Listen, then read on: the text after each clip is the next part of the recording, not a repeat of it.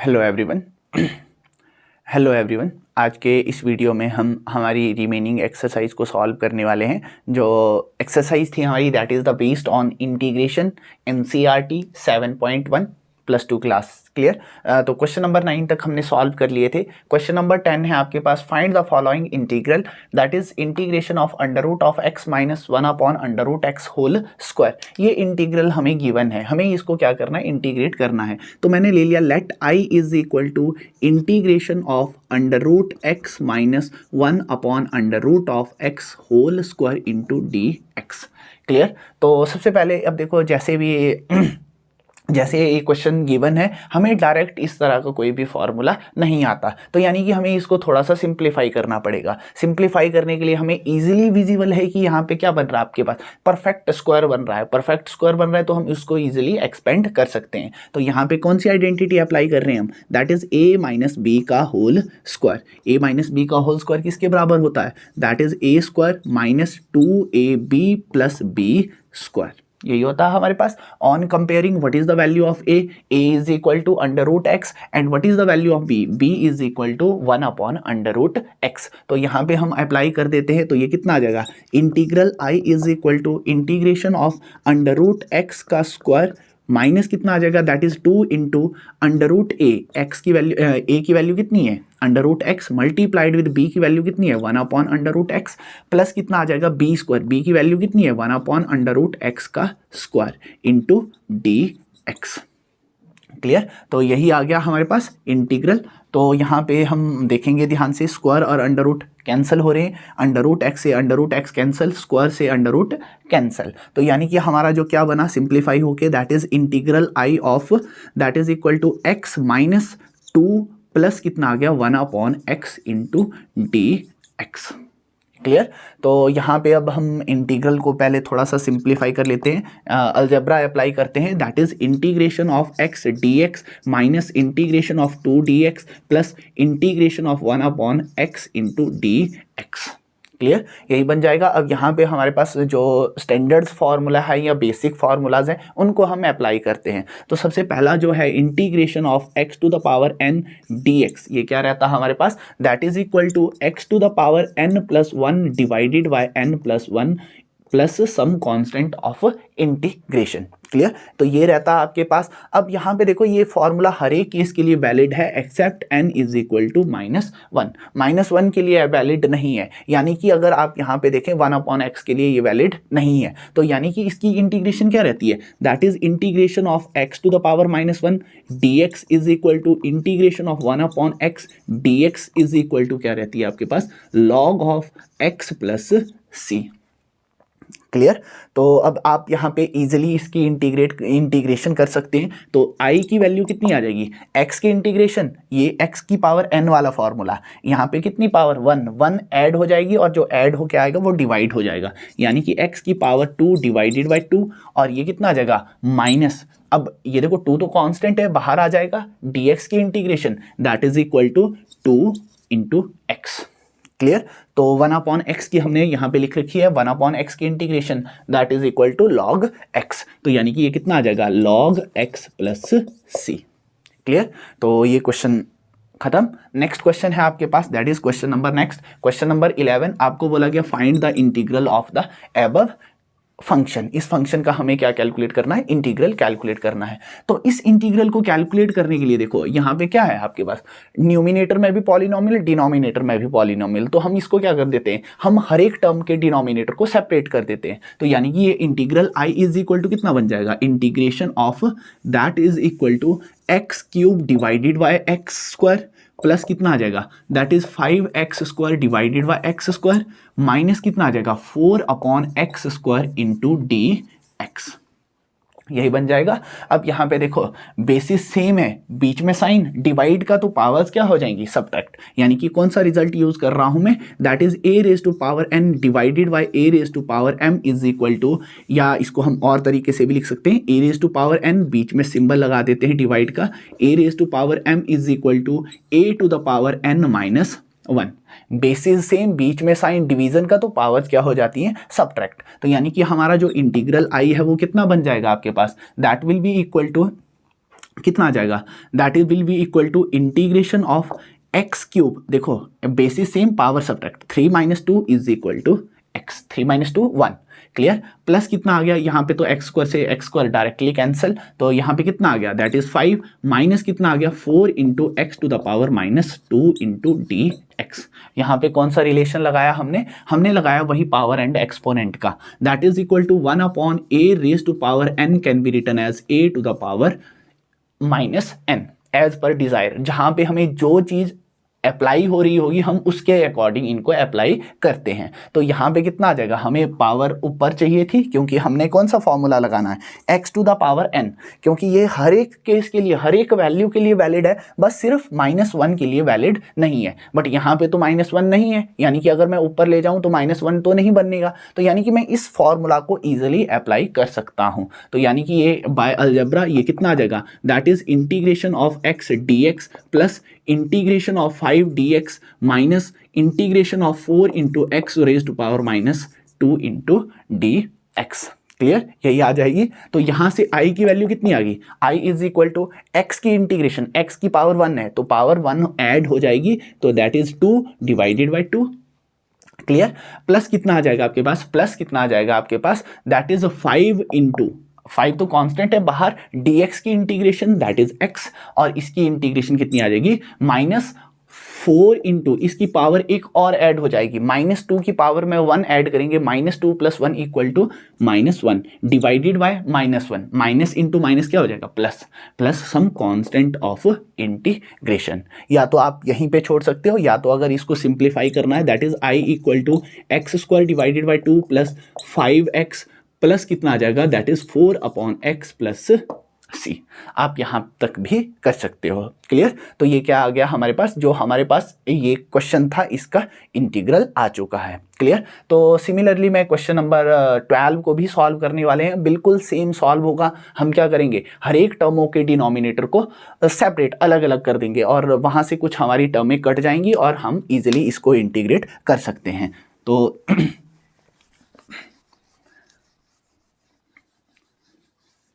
तो question number 12 है हमारे पास। क्वेश्चन नंबर 12 देखो क्या है हमारे पास, क्वेश्चन नंबर 12 आपको बोला गया इसको इवेलुएट करना है हमें। तो इसको इवेलुएट करने के लिए देखो इंटीग्रल आई क्या दिया गया है हमारे पास, x3 + 3x + 4 divided by √x dx।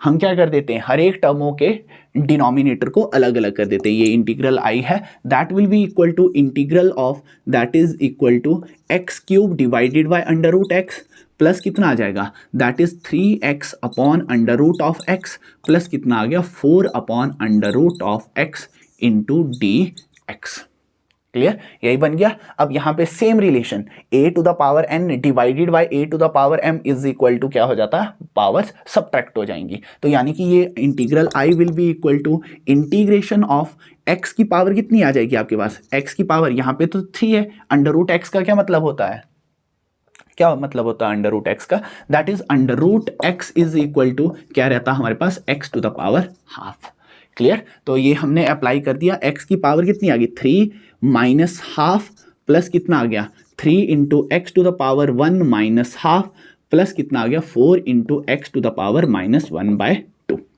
Clear. तो यहाँ पे भी हमने सेम रिलेशन लगाया, अगर a की पावर डिनोमिनेटर में पॉजिटिव है तो न्यूमिनेटर में आके वो क्या हो जाएगी, नेगेटिव हो जाएगी, इंटू dx, क्लियर।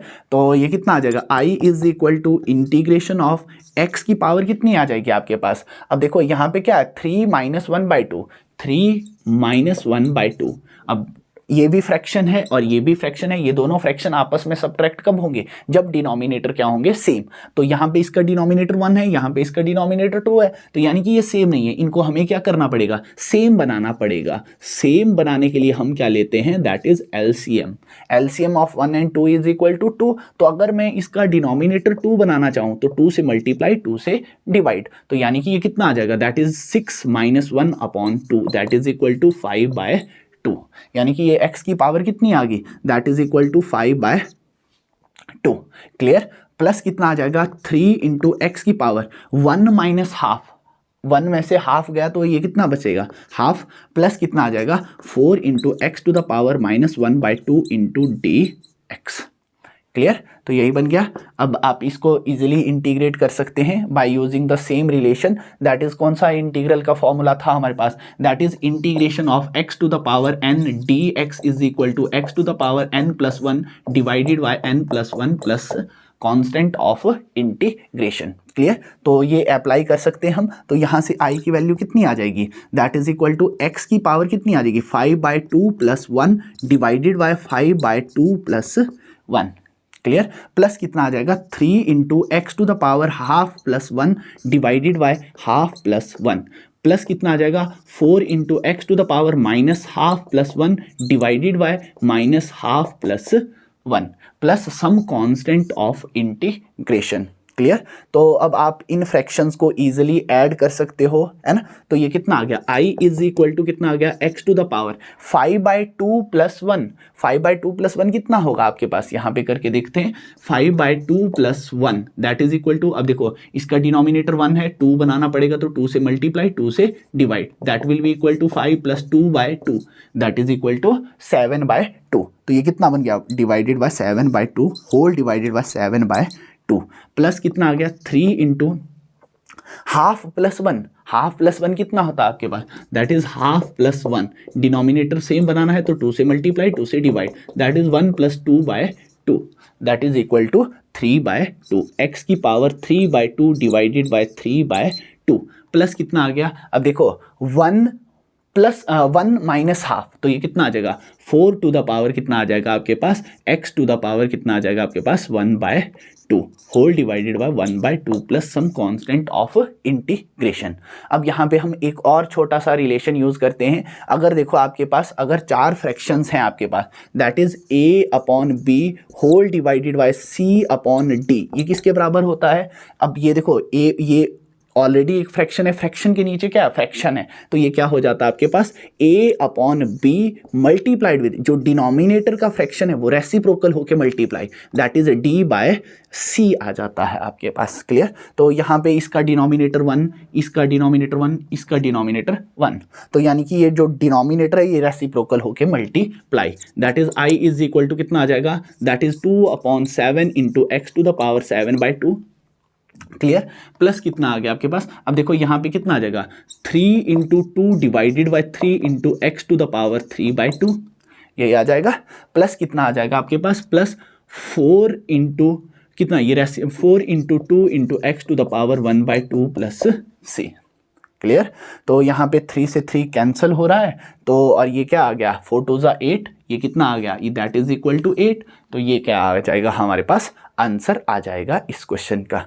क्लियर। तो अब हम करते हैं दैट इज क्वेश्चन नंबर 13। अब क्वेश्चन नंबर 13 को सॉल्व करना है, तो अगर हम क्वेश्चन नंबर 13 को सॉल्व करना है तो क्वेश्चन नंबर 13 देखो इनकी तरह सॉल्व नहीं हो सकता। क्यों नहीं हो सकता, क्योंकि इसमें देखो इजीली हमारे पास अगर डिनोमिनेटर को सेपरेट कर रहे थे हम तो इजीली टर्में क्या हो रही थी सबट्रैक्ट, यानी कि इजीली जो टर्में हो रही थी वो लीनियर फैक्टर या एक टर्म में कन्वर्ट हो रही थी। यहाँ पे ये नहीं होंगी। देखो ये क्या बन जाएगा x³ डिवाइडेड बाय x-1। फिर क्या करेंगे, हमें फिर से इंटीग्रेशन का फॉर्मूला नहीं आता, तो यानी कि इसको मैं लॉन्ग डिवीजन मेथड से ही सॉल्व करूंगा। इसको हम इस पॉलिनोमियल को इससे डिवाइड करके देखते हैं।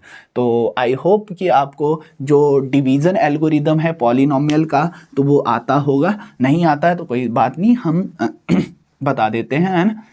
तो क्वेश्चन नंबर 13 है आपके पास।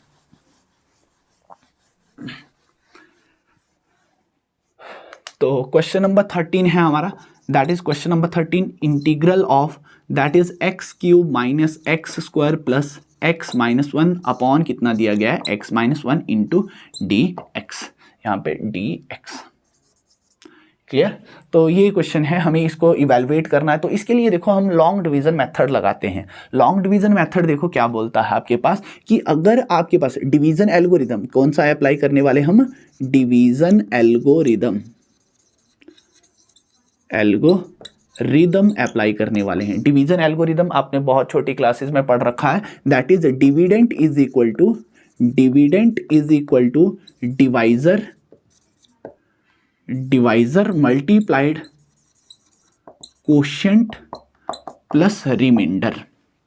यही रहता है। तो यहाँ पे अब देखो, अगर ध्यान से आप देखेंगे तो डिविडेंड कौन सा है, ये ऊपर वाला पॉलिनोमियल आपका डिविडेंड है और ये क्या है, डिवाइजर है। तो हम डिवाइड करके देखते हैं इसको, है ना, डिवाइड करके ये थोड़ा सा सिंप्लीफाई करते हैं। That is x cube minus x square plus x minus one. इसको डिवाइड करना है आपने, किससे डिवाइड करना है, that is x minus one से डिवाइड करना है। तो डिवीजन करने के लिए देखो क्या करते हैं हम, जो टर्म डिविडेंड की होती है और डिवाइजर की जो फर्स्ट टर्म है उनको डिवाइड करके देखते हैं। तो इनको डिवाइड करके देखो जरा कितना आता है। एक्स क्यूब को अगर मैं एक्स से डिवाइड करता हूं तो ये कितना आ गया, एक्स स्क्वायर। और जो फर्स्ट टर्म को फर्स्ट टर्म से डिवाइड करने पे आता है वो वैल्यू क्या होती है हमारे पास, that is the value of quotient.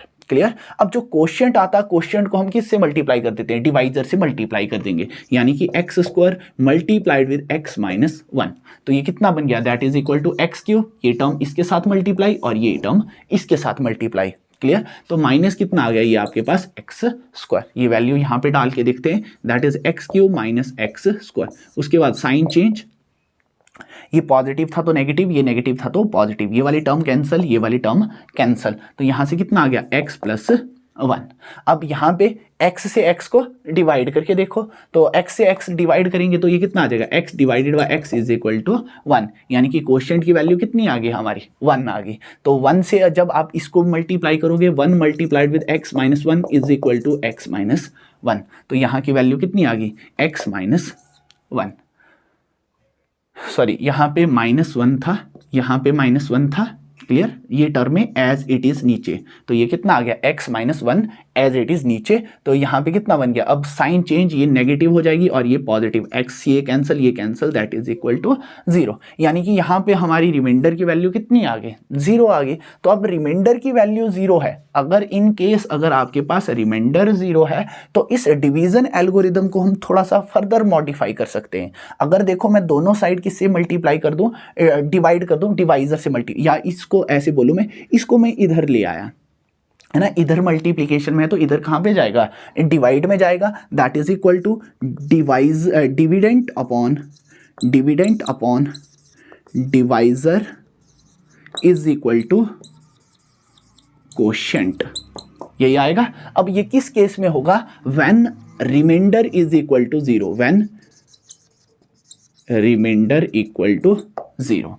Dividend कितना था हमारे पास, ये डिविडेंड और ये डिवाइजर था। तो यानी कि जो हमारा इंटीग्रेंट है i is equal to that is x cube minus x square plus x minus one upon कितना है, x minus one into d x. इसको क्या लिखा जा सकता है, ये देखो डिविडेंड अपॉन डिवाइजर, इसको क्या लिखा जा सकता है, that is equal to integration of ये कोशिएंट। कोशिएंट कितना आया हमारे पास, that is equal to x square plus one, that is equal to x square plus one into d x. अब इसकी इंटीग्रेशन हमें बहुत इजीली आती है, तो यानी कि ये कितना आ जाएगा, integration of x square d x plus कितना आ जाएगा, integration of D x. X square की इंटीग्रेशन सेम फॉर्मूला जो हम लगाते थे, कौन सा लगाते थे कि ये एक्स की पावर n का और इंटीग्रेशन कितना होता है, दैट इज एक्स की power n plus one divided by n plus one. तो यानी कि x की पावर 3/3 प्लस कितना आ जाएगा आपके पास, x प्लस सी। ये क्या आ गया हमारे पास, इंटीग्रल आ चुका है। क्लियर। होप आपको क्वेश्चन समझ आ रहे होंगे। तो इसी तरह से हमारा क्वेश्चन नंबर अगला जो है, नेक्स्ट क्वेश्चन है आपके पास, क्वेश्चन नंबर 14। आपको बोला गया find the integral i is equal to integration of 1 minus x into under root x d x. इसको हमें सिंप्लीफाई करना है, यानी कि इसका इंटीग्रल कैलकुलेट करना है। तो इसका इंटीग्रल कैलकुलेट करने के लिए सबसे पहले हम तो ब्रैकेट्स ओपन करते हैं, ये इसके साथ मल्टीप्लाई, है ना। तो i की वैल्यू कितनी आ गई, i is equal to integration 1 multiplied something is that something, यही आ गया, माइनस कितना आ जाएगा, x multiplied with under root x into d x. Clear. तो यही आ गया। अब आपके पास देखो बेसिस सेम है तो पावर्स क्या हो जाएगी, ऐड, है ना। यहाँ पे अंडर रूट एक्स का मतलब क्या है, that is i is equal to under root x का मतलब क्या है, x की पावर कितनी है, half, minus x raise to power 1 into x to the power half into d x. Clear. तो ये कितना आ गया, i इज इक्वल टू कितना आ जाएगा, इंटीग्रेशन ऑफ x की power half d x minus integration of, minus कितना आ जाएगा आपके पास, half plus one, that is 1 plus half. अब इसका डिनोमिनेटर 1 है तो 2 बनाने के लिए 2 से मल्टीप्लाई और 2 से डिवाइड, तो ये कितना बन जाएगा, that is equal to 2 plus 1 by 2 that is equal to 3/2। X की पावर कितनी आ गई 3/2 इंटू डी एक्स। क्लियर। तो x की पावर ये कितना आ जाएगा इंटीग्रल आई, दैट इज कौन सा formula x to the power n dx is equal to x to the power n+1 divided by n+1 plus some constant of integration. तो ये अप्लाई कर सकते हैं। तो x की पावर कितनी आ जाएगी half plus 1 divided by half plus 1 minus कितना आ जाएगा x की power 3/2 plus 1 divided by 3/2 plus 1 plus some constant of integration. तो i की वैल्यू कितनी आ जाएगी x की पावर हाफ प्लस 1 कितना होता है हाफ प्लस 1 हमने यहाँ पे निकाला था half plus 1 that is equal to 3/2। Similarly यहाँ पे कितना आ जाएगा x की पावर 3/2 डिवाइडेड बाय 3/2 माइनस कितना आ जाएगा 3/2 प्लस 1 कितना आ जाएगा 3/2 प्लस 1 इज इक्वल टू कितना आ जाएगा। अब इसका डिनोमिनेटर 2 बनाना है तो 2 से मल्टीप्लाई 2 से divide that is equal to 3 plus 2/2 that equal to 5/2। Clear. तो ये कितना आ गया x की power 5/2 divided by 5/2 plus c। Clear. तो ये वैल्यू आ गई। अब यहाँ पे हमारे पास रिलेशन लगाते हैं हम जो कि हमारे पास फ्रैक्शंस का रिलेशन होता है that is a/b divided by c/d। यानी कि न्यूमिनेटर में भी फ्रैक्शन डिनोमिनेटर में भी फ्रैक्शन। तो ये कितना हो जाता है जो डिनोमिनेटर का फ्रैक्शन है दैट इज ये क्या हो जाता है रेसिप्रोकल होके मल्टीप्लाई। तो यानी कि ये कितना बन जाएगा a/b मल्टीप्लाइड विद d/c।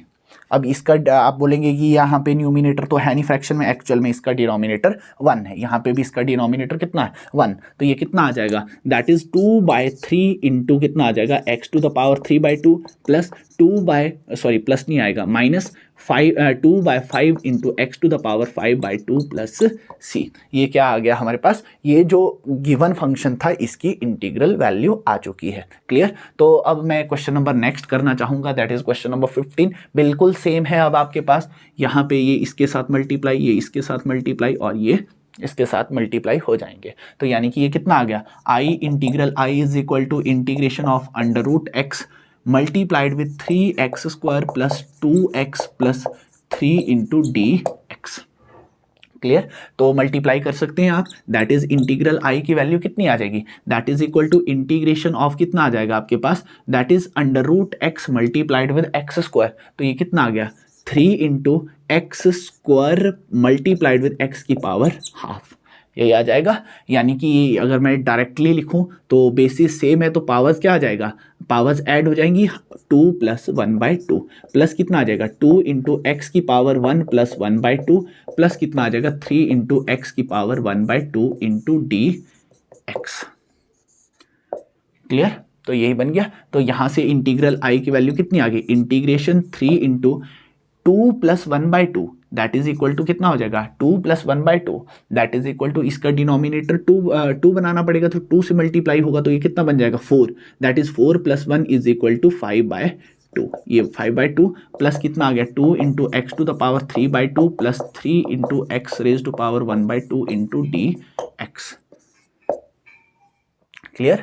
तो अब आप इजीली इंटीग्रेशन का फॉर्मूला लगा सकते हो। यही फॉर्मूला अप्लाई होगा तो ये कितना आ जाएगा that is integral I is equal to कितना आ जाएगा इंटीग्रेशन ऑफ कितना आ जाएगा दैट इंटीग्रेशन कर देते हैं direct that is 3 into x to the power 5/2 plus 1 divided by 5/2 plus 1 plus कितना आ जाएगा 2 into x to the power 3/2 plus 1 divided by 3/2 plus 1 plus कितना आ जाएगा 3 into x to the power 1/2 plus 1 divided by 1/2 plus 1 plus some constant of integration. Clear. यही आ जाएगा। तो अब आप इसको इजीली इंटीग्रेट ये ऐड और सब्ट्रैक्ट कर सकते हो कि ये ऐड होके कितना आएगा ये ऐड कितना आएगा ये ऐड कितना आएगा। तो यहाँ से आई की वैल्यू कितनी आ जाएगी that is 3 into x to the power 5/2 plus 1 is equal to 7/2 और यहाँ पे भी कितना आ जाएगा 7/2 plus 2 into x to the power 5/2 divided by 5/2 plus कितना आएगा 3 into x to the power 3/2 divided by 3/2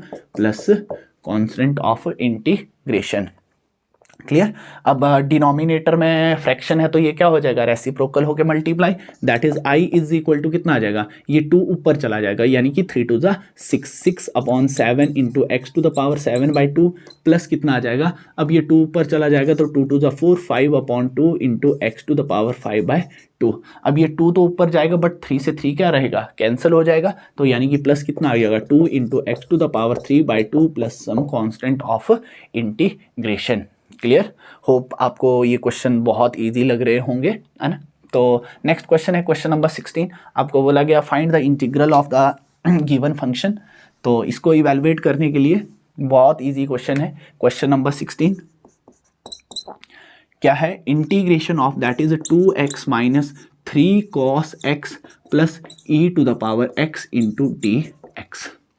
clear. तो ये है आपके पास, आप इसको इजीली इंटीग्रेट कर सकते हो, डायरेक्ट फॉर्मूला अप्लाई हो रहे, तो ये क्या आ जाएगा, integration of 2x dx minus integration of 3 cos x dx plus integration of e to the power x into d x. तो यहाँ पे x to the power n का फॉर्मूला, तो ये कितना आ जाएगा 2 into x to the power 2 divided by 2। Clear. Plus minus कितना आ जाएगा 3 into integration of cos x is equal to sine x, तो यानी कि ये कितनी आ जाएगी, that is equal to sine x, plus कितना आ जाएगा e to the power x की integration e to the power x, plus कितना आ गया आपके पास c। कौन कौन से फॉर्मूले यूज किए हमने, integration of x to the power n dx is equal to x to the power n plus 1 divided by n plus 1 plus c, यही वाला फॉर्मूला। और दूसरा किया मैंने integration of cos x dx is equal to that is equal to sine x plus c, और third किया integration of e to the power dx is equal to e to the power x plus c। Clear. तो ये हमारे पास क्या आ गया, integral आ चुका है। यहाँ पे 2 से 2 क्या हो रहा है, कैंसिल भी हो रहा है। क्लियर। तो क्वेश्चन नंबर 17 है आपके पास। क्वेश्चन नंबर 17 आपको क्या बोला गया, find the integral of the following function, that is integral of that is 2x square minus 3 sine x plus 5 under root x into d x. Clear. तो ये integral calculate करना है, तो सेम क्वेश्चन है इसकी तरह, बट यहाँ पे कौन सा फॉर्मूला, ये देखो एक्स स्क्वायर की इंटीग्रेशन आपको आती है, अंडर रूट एक्स की इंटीग्रेशन आपको आती है, और साइन एक्स की भी आती है, that is integration of sine x d x is equal to क्या होता है आपके पास, that is minus of cos x plus C. Clear. तो यहाँ पे देखो डायरेक्टली क्या हो जाएगा, that is integration of 2x square d x minus 3 integration of 3 sine x d x plus integration of 5 under root x d x. Clear, यही value आ गई। तो इट इम्प्लाइज कितना आ गया वैल्यू आपके पास, that is equal to integration of integration कर देते हम, that is 2x cube divided by 3, यही आ जाएगा, प्लस कितना माइनस कितना आ जाएगा, माइनस 3 इंटू साइन एक्स की integration that is equal to minus of cos x plus कितना आ जाएगा 5 into x to the power कितना आ जाएगा 1/2 में 1 ऐड कर दो और डिवाइड में भी क्या कर दो 1/2 plus 1 plus some constant of integration. तो यानी कि ये कितनी वैल्यू आ गई, that is equal to 2 into x to the power 3/3, यही आ जाएगा, minus into minus plus that is equal to 3 cos x plus कितना आ जाएगा आपके पास, that is 5 into x to the power 3/2 divided by 3/2। अब यहाँ पे 3/2 है, फ्रैक्शन है, तो ये ऊपर जाके क्या हो जाएगा, रेसिप्रोकल होके मल्टीप्लाई, और ये 3 और ये 5 टू जा कितना आ जाएगा 10 प्लस सी। क्वेश्चन नंबर 17 खत्म। क्लियर। क्वेश्चन नंबर नेक्स्ट है क्वेश्चन नंबर 18। आपको बोला गया find the integral of the given integrant. इसका आपको क्या निकालना है, इंटीग्रल निकालना है। तो आई की वैल्यू क्या दे रखी है हमारे पास, integration of secant x multiplied with secant x plus tangent x into d x. Clear. तो सबसे पहले हम ब्रैकेट्स को ओपन, सीकेंट एक्स इसके साथ मल्टीप्लाई, सीकेंट एक्स इसके साथ मल्टीप्लाई, तो यानी कि इंटीग्रल आई की वैल्यू कितनी आ जाएगी, that is integral secant x into secant x that is equal to secant square x, और सीकेंट प्लस कितना आ गया आपके पास, that is secant x into tangent x. Clear, यही आ गई आपके पास, that is into d x. Clear. तो अलजेब्रा लगा देते हैं, अलजेब्रा यानी कि हर एक टर्म की अलग अलग इंटीग्रेशन ले लेते हैं, that is equal to integration of secant square x d x plus integration of secant x into tangent x d x. तो अगर आपको बेसिक इंटीग्रेशन के फॉर्मूलाज लर्न है तो आप डायरेक्टली बता सकते हैं कि ये क्या है, डायरेक्ट फार्मूला बन रहा है, और ये भी क्या बन रहा है आपके पास, डायरेक्ट फार्मूला बन रहा है। तो सीकेंट स्क्वायर एक्स की इंटीग्रेशन कितनी होती है, that is equal to tangent x plus c, और इसकी इंटीग्रेशन कितनी होती है, that is equal to secant x plus C.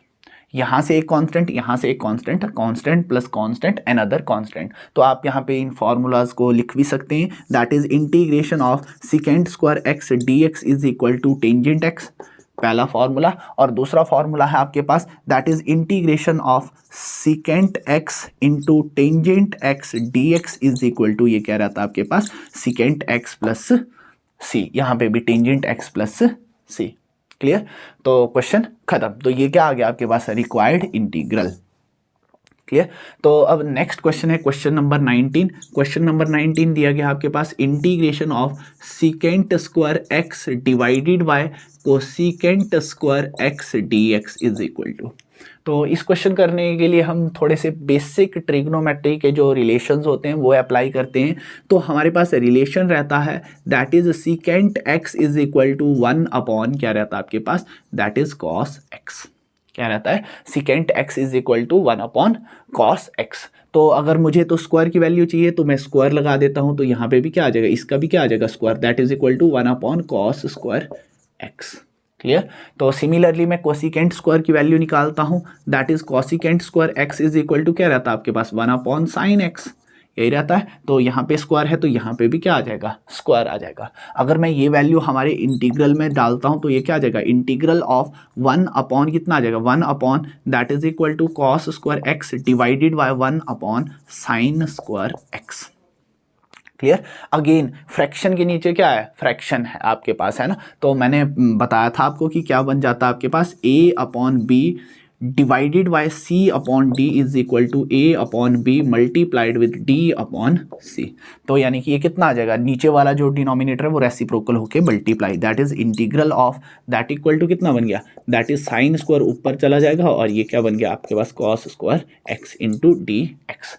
Again मैं एक अगर बेसिक ट्रिग्नोमेट्री का रिलेशन यूज करूं, that is sine x upon cos x किसके बराबर होता है आपके पास, that is equal to tangent x. अगर इसका स्क्वायर है तो ये भी क्या हो जाएगा, स्क्वायर हो जाएगा। क्लियर? तो sine square x upon cos square x किसके इक्वल आ गया, that is equal to integration of tangent square x into d x. But हमें टेंजेंट स्क्वायर एक्स की इंटीग्रेशन नहीं आती है, तो टेंजेंट स्क्वायर एक्स की इंटीग्रेशन नहीं आती है बट हमें टेंजेंट की आइडेंटिटी आती है, दैट इज इक्वल टू क्या रहता है आपके पास, that is tangent square theta is equal to secant square theta minus 1। Actual जो ये आइडेंटिटी है, मैं इसको डायरेक्ट मैंने स्टैंडर्ड फॉर्म में लिखा जिस फॉर्म में मुझे यूज करनी थी। एक्चुअल जो ये आइडेंटिटी है that is secant square theta is equal to tangent square theta plus 1। Clear? तो यहीं से हमने इस जो हम यूज़ करने वाले हैं, जो वैल्यू यूज़ करने वाले हैं वो उसको जनरेट किया। तो यानी कि इसकी वैल्यू कितनी आ जाएगी, that is equal to integration of that is equal to secant square x minus 1 into d x. Clear? तो सीकेंट स्क्वायर की इंटीग्रेशन आपको आती है, that is equal to tangent x, और 1 की इंटीग्रेशन भी आपको आती है। तो therefore integral I will be equal to that will be equal to tangent x minus 1 की integration x plus some constant of integration. Clear?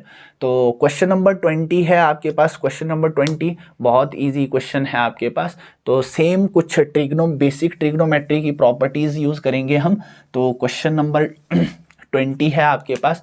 Question number 20 है आपके पास। क्वेश्चन नंबर 20, तो क्वेश्चन नंबर 20 है 1 minus 3 sine x upon cos square x d x, इसका integral value.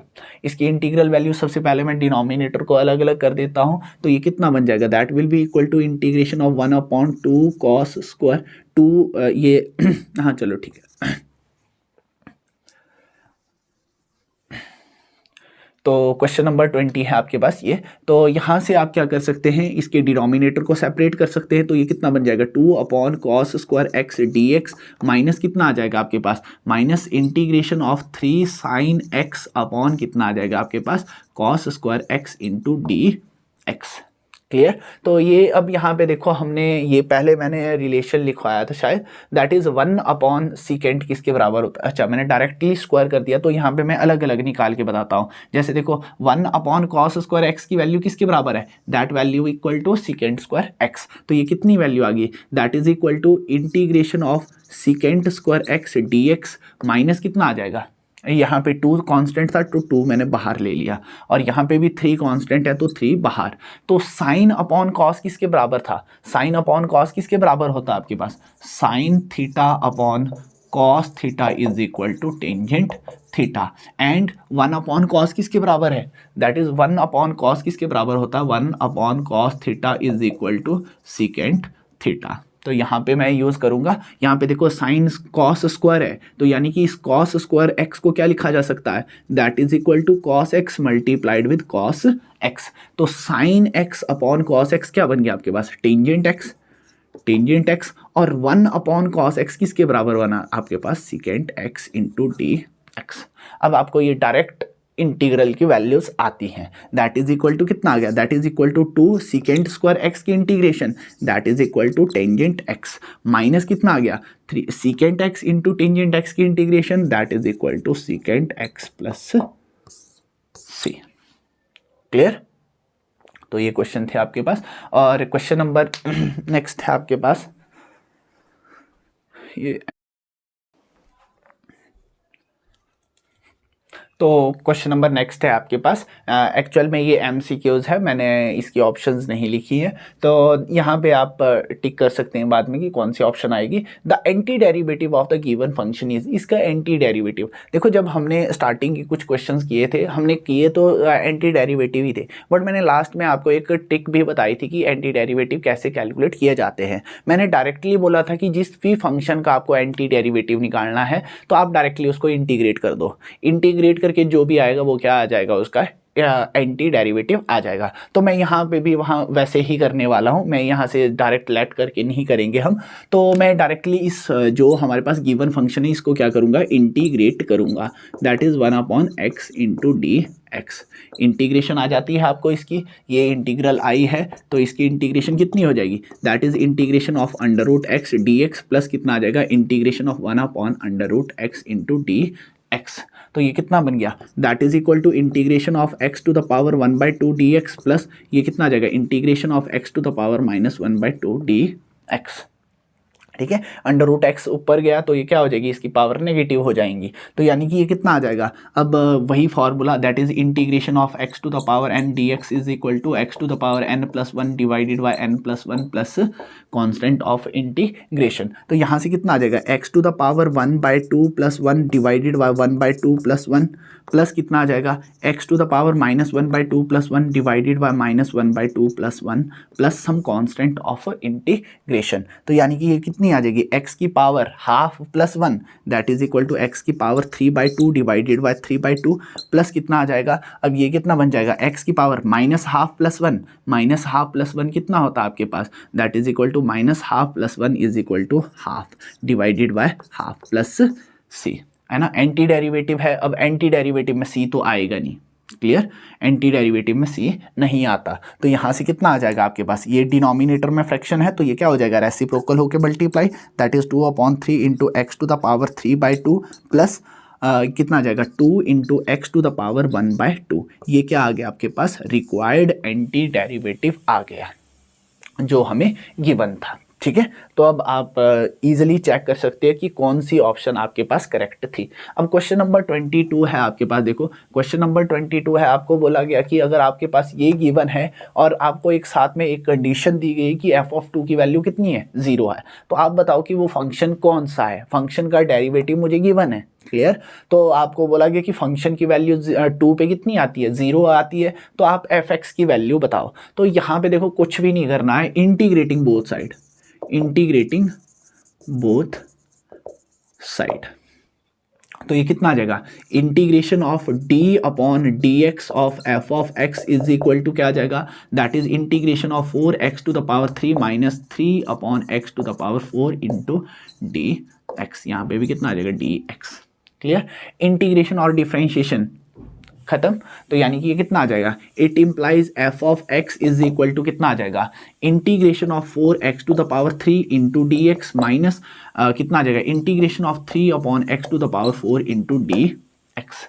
Easily integrate कर सकते हैं आप, दैट इज इक्वल टू कितना आ जाएगा, 4 into e to the power 3 plus 1 divided by 3 plus 1 minus कितना आ जाएगा, 3 into x to the power minus 4 plus 1 divided by minus 4 plus 1 plus some constant of integration. Clear. तो यहाँ से कितनी वैल्यू आ जाएगी आपके पास, क्लियर। तो यहाँ से कितनी वैल्यू आ जाएगी आपके पास, दैट इज इक्वल टू 4 से देखो 4 कैंसिल हो रहा है इजीली कैंसिल हो रहा है। तो यानी कि ये कितना आ गया, e to the power 4 minus कितना आ गया आपके पास 3 इंटू एक्स की पावर कितना आ गया आपके पास, sorry e to the power नहीं था, ये x था, x की पावर 3 प्लस 1 है ना, यही आ गया, x की पावर कितना ही आ जाएगा आपके पास 4 और ये कितना आ गया 3 into x to the power कितना आ गया -3 डिवाइडेड बाय -3, माइनस से माइनस कैंसिल और 3 से 3 कैंसिल प्लस कितना आ गया आपके पास कांस्टेंट ऑफ इंटीग्रेशन। तो ये किसकी वैल्यू है आपके पास, f ऑफ x की वैल्यू आ गई।